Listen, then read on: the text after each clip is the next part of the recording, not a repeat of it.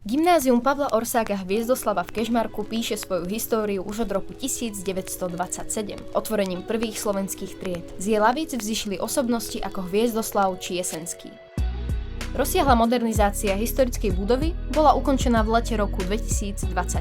Súčasťou projektu je aj výstavba nového moderného krídla, ktoré spojí gymnázium so školou umeleckého priemyslu. Celý areál sa postupne mení na moderné stredoškolské mestečko. Študenti sa po rokoch vrátili do kompletne zrekonštruovanej historickej budovy, ktorá teraz spája dedičstvo s modernou dobou.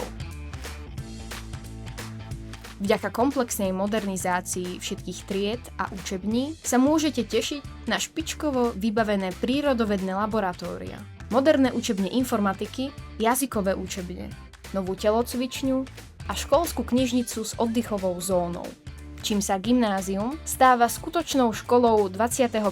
storočia, pripravenou pre generácie budúcich študentov.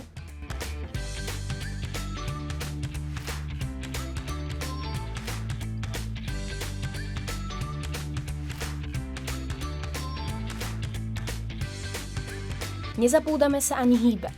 Naša škola ponúka množstvo športových krúžkov, kde môžete ďalej rozvíjať svoj talent. Na súťažiach športových či vedomostných obsadzujeme popredné priečky.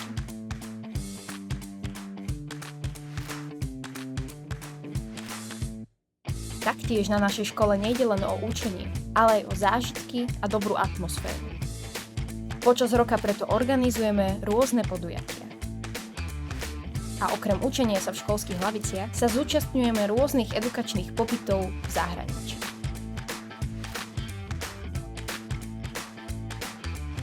Otvorte dvere nášho gymnázia ako dvere svojej budúcnosti. Tešíme sa na vás.